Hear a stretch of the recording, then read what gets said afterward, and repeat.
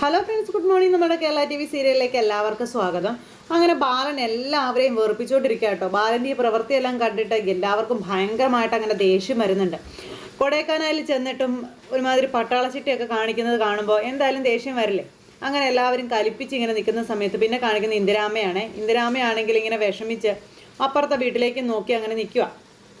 അപ്പം എൻ്റെ മോൾ അവിടെ ഇല്ലാത്തതിൻ്റേതായൊരു കുറവുണ്ട്. ഈ വീടായിരുന്നു ഗോമതിയുടെ ജീവൻ.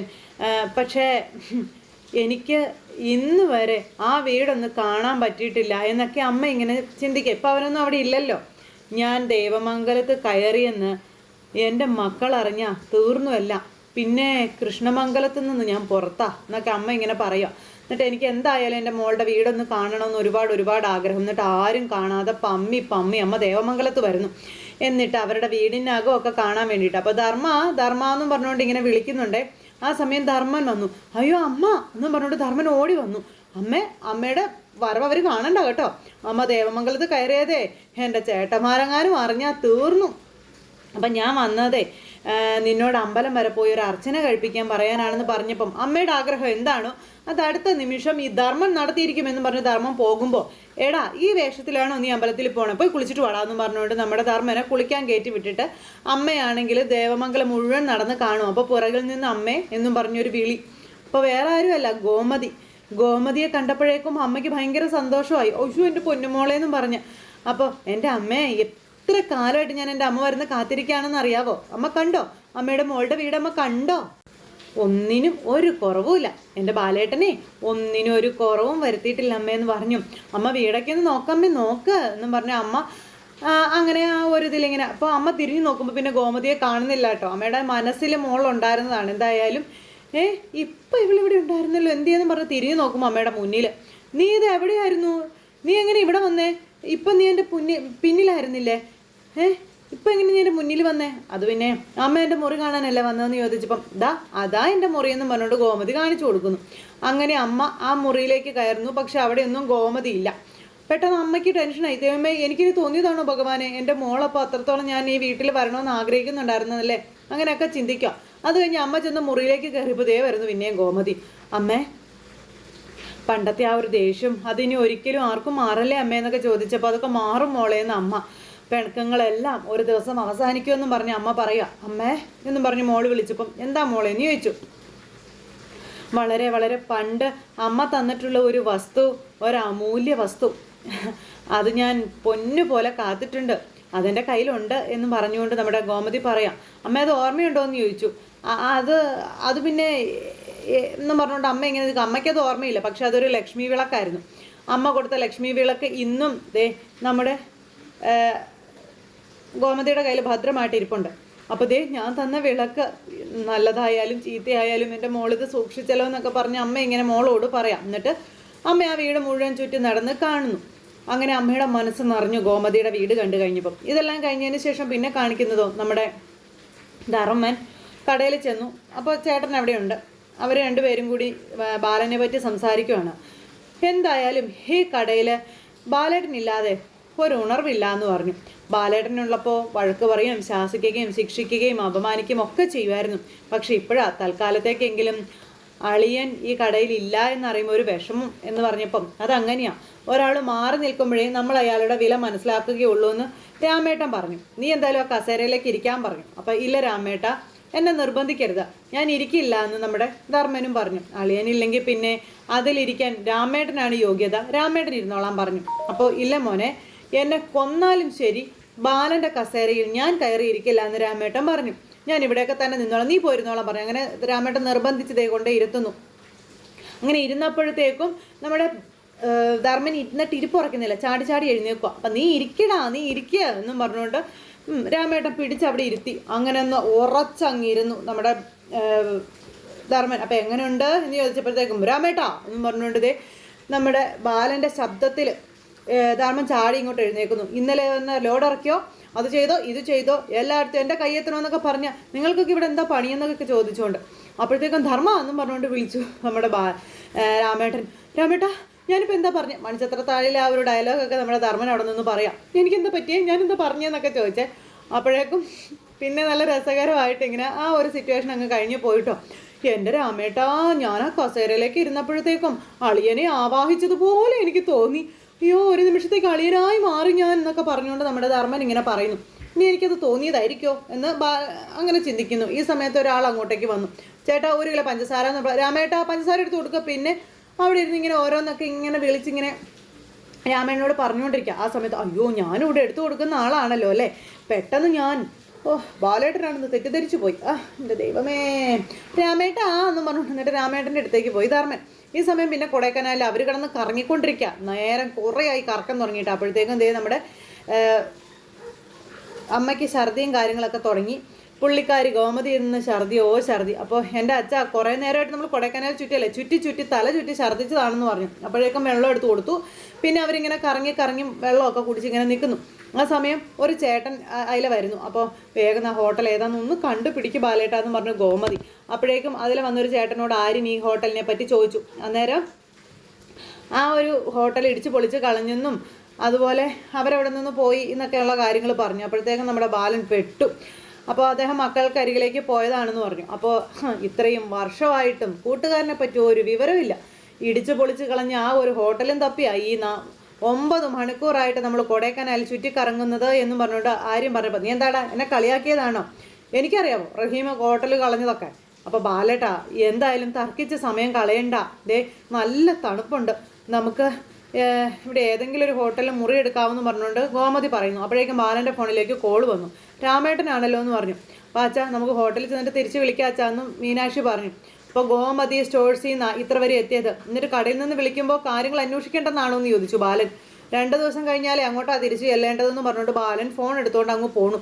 ഇവരാണെങ്കിൽ തണുത്ത് വിറച്ചിങ്ങനെ നിൽക്കുക. അപ്പോൾ രാമേട്ടൻ വിളിച്ചു കാര്യങ്ങളെല്ലാം പറയുന്നു. അപ്പോൾ അങ്ങനെ ലോഡിൻ്റെ കാര്യമൊക്കെ പറഞ്ഞ് നേരം കുറേ അങ്ങ് പോയിട്ടോ. അവരെല്ലാവരും കൂടി ഇങ്ങനെ തണുത്ത് വിറച്ചിങ്ങനെ നിൽക്കുക. പിന്നെ ബാങ്കിൽ പോയത്, ലോഡ് എടുത്തത്, അവിടെ കൊടുത്തത്, ഇവിടെ കൊടുത്തത്, ഇതെല്ലാം ഇങ്ങനെ വിശദമായിട്ട് നമ്മുടെ ബാലൻ ആ തണുപ്പത്ത് നിന്ന് പറഞ്ഞുകൊണ്ടിരിക്കുന്നു. ഇവരൊക്കെ ആണെങ്കിൽ എങ്ങനെയെങ്കിലും ഒന്ന് റൂമിൽ ചെന്ന് പെട്ടാൽ മതിയെന്ന് ഓർത്താൽ ഇങ്ങനെ നിൽക്കുന്നത്. അപ്പോൾ ആ ഒരു വല്ലാത്തൊരിതിലിങ്ങനെ അവർ വിഷമിച്ചിങ്ങനെ നിൽക്കുമ്പോഴത്തേക്കും ധർമ്മനും ഫോൺ മേടിച്ചു. ധർമ്മനും ഫോണിൽ കഥ പറയുന്നു. ഇത് കഴിഞ്ഞപ്പോൾ എൻ്റെ അച്ഛ എത്രയും പെട്ടെന്ന് ഏതെങ്കിലും ഹോട്ടലിൽ റൂം എടുക്കാം. ഒന്നത് അമ്മയ്ക്ക് സുഖമില്ലാതിരിക്കുകയാണെന്ന് ആര്യം പറഞ്ഞു. വാ എന്നും പറഞ്ഞുകൊണ്ട് ബാലൻ ഇവർ രണ്ടുപേരെയും വിളിച്ചുകൊണ്ട് പോകണു. ഏതോ ഒരു ഹോട്ടലിൻ്റെ മുന്നിലെത്തി, വലിയൊരു ഹോട്ടൽ. അങ്ങനെ അവിടെ ചെന്നു റൂം എടുക്കാനായിട്ട് തുടങ്ങാം. അപ്പോൾ കേരളത്തിൽ നിന്ന് വരികയാണ്, നല്ല ഡിസ്കൗണ്ട് തരണമെന്ന് പറഞ്ഞു. പറ്റില്ലെങ്കിൽ പറ, ഞാൻ ചോദിക്കാമെന്ന് പറഞ്ഞുകൊണ്ട് ആര്യനോട് ദേഷ്യപ്പെടുമ്പോൾ അച്ഛൻ പോയാലേ റഹീമിക്കയുടെ ഹോട്ടൽ കണ്ടുപിടിച്ചതുപോലെ ആകുമെന്ന് അനു പറഞ്ഞപ്പം മതി നിർത്തം മതിയാക്ക, കുറേ നേരമായി എല്ലാം കൂടെ എന്നെ കളിയാക്കാൻ തുടങ്ങിയിട്ട് എനിക്ക് മനസ്സിലാകുന്നുണ്ട്. ഞാൻ റൂം അന്വേഷിക്കുന്നുണ്ടെങ്കിൽ പോയിട്ട് വാടാന്ന് പറഞ്ഞുകൊണ്ട് ആര്യനെ പറഞ്ഞു വിടുന്നു. എൻ്റെ പൊന്നെ, കടയിലെ കച്ചവടങ്ങളിട്ട് കൊന്നുമലം കയറി വന്നിരിക്കുക. മൊരവിച്ച് ചാകാനെന്ന് പറഞ്ഞു ബാലൻ. നമ്മുടെ ആര്യൻ അന്നേരം ഹോട്ടലിലേക്ക് ചെന്ന് കയറിയപ്പോൾ യാദൃശികമായിട്ട് ഒട്ടും പ്രതീക്ഷിക്കാതെ അവിടെ മിത്രയെ കണ്ടു. മിത്രയെ കണ്ടു കഴിഞ്ഞപ്പോൾ നമ്മുടെ ആര്യൻ ഇത് മിത്രയല്ലേ എന്ന് വിചാരിച്ചിങ്ങനെ നിൽക്കും. അപ്പം മിത്രയും വേറൊരു പെണ്ണും കൂടെ അല്ലേ വരുന്നത്. മിത്ര തിരിഞ്ഞു നോക്കുമ്പോൾ ആര്യനെ കണ്ടപ്പോൾ മിത്ര ഒന്ന് ഞെട്ടി. അപ്പം നിൽക്കേ, ഞാനിപ്പോൾ വരാമെന്നും പറഞ്ഞുകൊണ്ട് മിത്ര നേരെ ആര്യൻ്റെ അടുത്തേക്ക് ചെന്നു. അത് ശരി, ഞാൻ കൊടൈക്കനാൽ വരുന്നു എന്നറിഞ്ഞ് എന്നെ പെൺതുടർന്ന് ഇവിടെ വരെ എത്തിയല്ലേ എന്ന് ചോദിച്ചു. എന്താണ് തൻ്റെ ഉദ്ദേശം എന്ന് ചോദിച്ചപ്പോൾ, എൻ്റെ ഉദ്ദേശമോ? ആദ്യം നീ നിൻ്റെ ഉദ്ദേശം പറയാൻ പറഞ്ഞു ആര്യൻ. നീ ഒന്ന് പറഞ്ഞല്ലോ എവിടെ പോയാലും വിടില്ല എന്ന്. അങ്ങനെ എൻ്റെ പുറകെ ഇവിടെ എത്തിയതാണോ നീ എന്ന് ആര്യൻ ചോദിച്ചപ്പം, ഇത്രയും ദൂരം എൻ്റെ പിറകെ വന്നാൽ എൻ്റെ മനസ്സങ്ങാലിഞ്ഞു പോകുമെന്ന് കരുതിയോ എന്നും ഇത്ര ആര്യനോട് ചോദിച്ചപ്പോൾ ആര്യനൊന്നും മനസ്സിലാക്കുന്നില്ല. അപ്പുറം നിൽക്കുന്ന പെണ്ണിതൊക്കെ ശ്രദ്ധിക്കുന്നുണ്ട് കേട്ടോ. നോക്ക്, എൻ്റെ അച്ഛൻ ആനന്ദവർമ്മയ്ക്ക് ഞാൻ ഇപ്പോൾ ഒന്ന് കോൾ ചെയ്താൽ മതി, നീ തീർന്നു എന്ന് പറഞ്ഞപ്പോൾ പിന്നെ എന്നും പറഞ്ഞ് ആര്യൻ ഇങ്ങനെ നിൽക്കുക. ആ കൂടെയുള്ള പെണ്ണിതൊക്കെ ശ്രദ്ധിക്കുന്നുണ്ട്. ഇവരെല്ലാവരും കൂടെ റൂമും നോക്കിക്കൊണ്ട് അവിടെ അങ്ങനെ നിൽക്കുക. ആര്യനെ കാണുന്നില്ലല്ലോ എന്ന് പറഞ്ഞ് ഇങ്ങനെ ഭയങ്കര ഇതായിട്ട് നിൽക്കുക. ഇവിടെ എന്ത് കാണാനാണ് എൻ്റെ ഗോമതി വന്നത്? കുറേ മലയും കുറേ തണുപ്പും കുറേ വണ്ടിയും, അതല്ലാതെ എന്താ ഉള്ളതെന്ന് ചോദിച്ചു. ആ സമയത്ത് അവരവിടെ സെൽഫി എടുക്കലും കാര്യങ്ങളൊക്കെ ആയിട്ട് ഇങ്ങനെ അനുവും അതുപോലെ നമ്മുടെ മീനും ഇവരെല്ലാവരും കൂടി ഇങ്ങനെ അവിടെ നിൽക്കുക കേട്ടോ. അത് കഴിഞ്ഞ് അനു അങ്ങ് പോയി കഴിഞ്ഞപ്പോഴേക്കും പിന്നെ അച്ഛൻ്റെ അമ്മയുടെ കൂടെ നിന്ന് സെൽഫി എടുക്കലായി. മിത്രയും ആര്യനും കൂടെ ഇവിടെ ഭയങ്കര വഴക്കും കാര്യങ്ങളുമായിട്ടിരിക്കുക. നോക്ക്, 1000 ആനന്ദവർമ്മയ്ക്ക് അര ബാലൻ, അതാ കണക്ക്. പറഞ്ഞ് മനസ്സിലായോ എന്ന് ചോദിച്ചു. നീ എന്താടാ പറഞ്ഞതെന്ന് ചോദിച്ചപ്പോൾ നീ പറഞ്ഞതിന് മറുപടിയാണ് ഞാൻ പറഞ്ഞതെന്ന് ആര്യൻ. അപ്പം എന്താടി പ്രശ്നം എന്ന് ചോദിച്ചാൽ കൂട്ടുകാരി വന്നു. ഗോമതി സ്റ്റോർ ബാലൻ എന്ന മഹാന്റെ മകനാ, ഞങ്ങളുടെ വീടിൻ്റെ തൊട്ടടുത്ത് ആ വീട്. ഞങ്ങളെപ്പോലെ ആകാൻ വേണ്ടി എന്തൊക്കെ അഭ്യാസങ്ങളാണ് അവിടെ നടത്തുന്നത് നിനക്കറിയോ? പക്ഷേ കാക്ക കുളിച്ചാൽ കൊക്കാവോ എന്നൊക്കെ ചോദിക്കുന്നു. ഇപ്പം ദേ ഞാൻ കൊടൈക്കനാൽ വന്നു എന്നറിഞ്ഞ് എൻ്റെ പിറകെ കൂടിയിരിക്കുകയാണെന്നും പറഞ്ഞു മിത്ര. എൻ്റെ മനസ്സലിയിക്കാനുള്ള ശ്രമമാണെന്നൊക്കെ പറഞ്ഞു. ഇവൻ്റെ മനസ്സിലെ കണക്കുകൂട്ടൽ എന്താണെന്നോ, കുറേ ദിവസം ഇങ്ങനെ വഴക്കും കൂടി പിറകെ നടന്ന എനിക്ക് ഇവനോട് പ്രണയം വരുമെന്നാണെന്നും പറഞ്ഞു മിത്ര. പാവം എന്നും പറഞ്ഞ് മിത്ര നീ ചെല്ല, ഇത് ഞാൻ ഡീൽ ചെയ്തോളാമെന്ന് പറഞ്ഞു. അപ്പോഴേക്കും ആ പെണ്ണ് അങ്ങ് പോയി. ആ പെണ്ണ് പോയി കഴിഞ്ഞപ്പോൾ മിത്ര ആര്യൻ്റെ മുന്നിലേക്ക് ചെന്നിട്ട് ഇത്രയും വലിയ സ്വപ്നങ്ങളെ കണ്ടു കളയരുത് കേട്ടോ എന്ന് പറഞ്ഞപ്പോൾ നീ എന്താ പറഞ്ഞേ, നീ എന്നെ പ്രേമിക്കണമെന്ന് എനിക്ക് ആഗ്രഹമുണ്ടെന്നോ? അപ്പം മിത്ര ഒന്നും അല്ലാത്ത പോലെ അങ്ങനെ നിൽക്കുക. തീവണ്ടിക്ക് തല വയ്ക്കണമെന്ന് ആരെങ്കിലും ആഗ്രഹിക്കോടി എന്ന് ആരെയും ചോദിച്ചു. നിനക്കൊരാഗ്രഹമുണ്ട് എന്നെ കല്യാണം കഴിക്കാൻ. അപ്പോൾ അത് കേട്ട് കഴിഞ്ഞപ്പോഴത്തേക്കും മിത്രേ എന്ന് പറഞ്ഞിട്ടുണ്ടെങ്കിൽ ഇതിൻ്റെയൊക്കെ ഇടയിൽ മീനുമാണ് കളിച്ചിരിക്കുന്നത്. അത് നിങ്ങൾ അറിയുന്നില്ലല്ലോ. അതിനുവേണ്ടി നീ ഒരുപാട് പരിശ്രമങ്ങൾ നടത്തുന്നുണ്ട്, പക്ഷേ ഒന്നും അങ്ങോട്ട് വർക്കൗട്ട് ആകുന്നില്ല അല്ലേ എന്ന് പറഞ്ഞിട്ട് ഇവർ രണ്ടുപേരും വഴക്കം ഉണ്ടാക്കിക്കൊണ്ടിരിക്കുന്ന സമയത്ത് ഒരു പള്ളിയിലച്ഛൻ അതിലെ വരുന്നു. അന്നേരത്തേക്കും മിത്ര ആര്യൻ്റെ കോളറിന് കയറി പിടിച്ചു. നീ എന്താടാ പറഞ്ഞേ എന്നൊക്കെ ചോദിച്ചാൽ, ഇതെന്താ മക്കളെ നിങ്ങളിങ്ങനെ നന്മയുടെ പ്രകാശം വരുത്തേണ്ടവർ ഇങ്ങനെ തല്ലു കൂടുന്നോ, കണ്ണടയ്ക്കൂ എന്നും പറഞ്ഞ് അവരെ കൊണ്ട് കണ്ണടപ്പിച്ചു. രണ്ടുപേരും കണ്ണടയ്ക്കോ എന്നൊക്കെ അച്ഛൻ പറഞ്ഞു. ഇവർ കണ്ണടയ്ക്കാൻ തുടങ്ങുമ്പോൾ എന്തിനാ അച്ഛോ, കുഞ്ഞൊന്നിങ്ങ് മാറി നിൽക്കുമോ, ഇങ്ങ് മാറി നിൽക്കുമോ എന്ന് പറഞ്ഞുകൊണ്ട് മിത്രയെ നമ്മുടെ ആര്യൻ്റെ അടുത്തേക്ക് നിർത്തി. ഒരു വൈദികനാണ് പറയുന്നത്, ഇങ്ങോട്ട് മാറി നിൽക്കൂ കുട്ടി എന്നും പറഞ്ഞുകൊണ്ട് മിത്രയെ പിടിച്ച് ഇപ്പുറത്തേക്ക് നിർത്തി. മിത്രയും നിന്നു. ആ സമയത്ത് രണ്ടുപേരുടെയും കൂടെ തലയിൽ കൈവച്ച് പരസ്പരം സ്നേഹിച്ച് കഴിയേണ്ടവരാണ് ഭാര്യയും ഭർത്താവും എന്ന് പറഞ്ഞാൽ അച്ഛൻ ഇവരെ അനുഗ്രഹിക്കുക. ഇവരിങ്ങനെ അന്തം വിട്ട് രണ്ടുപേരും അങ്ങോട്ടും ഇങ്ങോട്ടും നോക്കുക കേട്ടോ. നിങ്ങളെ കണ്ടു വേണം നിങ്ങളുടെ മക്കൾക്ക് കാര്യങ്ങൾ പഠിക്കാൻ എന്നും ആ അച്ഛൻ പറയുന്നു എന്ന് പറഞ്ഞ് നിൽക്കും ഇവർ.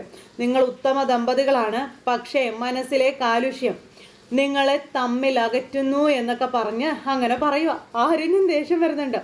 സ്നേഹിക്കുക കുഞ്ഞുങ്ങളെ, ഉത്തമ ദമ്പതികളായി അനേക വർഷം വാഴുക എന്നും പറഞ്ഞുകൊണ്ട് ആ അച്ഛൻ്റെ അനുഗ്രഹവും കിട്ടി. ആ സമയത്ത് അച്ഛ അയ്യോ അതിന് ഞങ്ങൾ തമ്മിൽ കല്യാണമൊന്നും കഴിച്ചിട്ടില്ല, ഞങ്ങൾ ശത്രുക്കളാണെന്ന് പറഞ്ഞപ്പോൾ കണ്ടോ, ശത്രുത കൂടിയപ്പോൾ കല്യാണം കഴിച്ചിട്ടില്ല എന്ന് പോലും തോന്നുന്നില്ലേ? ഞാൻ പറഞ്ഞില്ലേ വിദ്വേഷം മനുഷ്യനെ പിശാചാക്കോ എന്നൊക്കെ പറഞ്ഞപ്പോൾ അച്ഛ ഇവളും എന്നും പറഞ്ഞ ആരും പറയുമ്പം ഒന്നും പറയണ്ട, സ്നേഹിക്കൂ, സ്നേഹിക്കുക മാത്രം ചെയ്യൂ, ദൈവത്തിൻ്റെ അനുഗ്രഹം എപ്പോഴും നിങ്ങൾക്ക് രണ്ടുപേർക്കും ഉണ്ടാകുമെന്ന് പറഞ്ഞാൽ അച്ഛൻ അവിടെ നിന്ന് അങ്ങ് പോയിട്ടോ. അല്ല അച്ഛൻ അത് പിന്നെ എന്നും പറഞ്ഞുകൊണ്ട് മിത്രയൊക്കെ പറയാൻ നോക്കിയിട്ട് അച്ഛൻ കേൾക്കും. അച്ഛൻ്റെ പാട്ടിന് പോയി.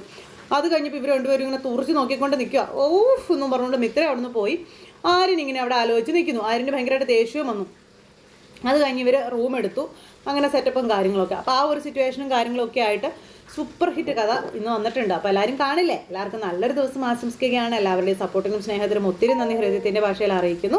അടുത്ത സൂപ്പർ ഹിറ്റ് കഥയുമായി കാണുന്നത് വരെ എല്ലാവർക്കും നന്ദി. അതോടൊപ്പം നമ്മുടെ ചാനൽ ആദ്യമായിട്ട് കാണുന്നവരുണ്ടെങ്കിൽ ഒന്ന് സബ്സ്ക്രൈബ് ചെയ്തേക്കണം കേട്ടോ.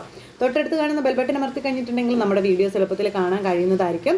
അപ്പോൾ ഒരിക്കൽ കൂടി എല്ലാവരോടും ഹൃദയത്തിൻ്റെ ഭാഷയിൽ 1000 നന്ദി അറിയിച്ച് നിർത്തുന്നു. നമ്മുടെ കഥയുടെ അഭിപ്രായങ്ങളും അതുപോലെ നിങ്ങൾക്ക് ഇഷ്ടമാവുകയാണെങ്കിൽ ലൈക്കും ഷെയറും ഒക്കെ ചെയ്യുക. അഭിപ്രായങ്ങൾ കമൻറ്റ് ബോക്സിൽ അറിയിക്കുക. അപ്പോൾ എല്ലാവർക്കും Tata, bye bye, C again.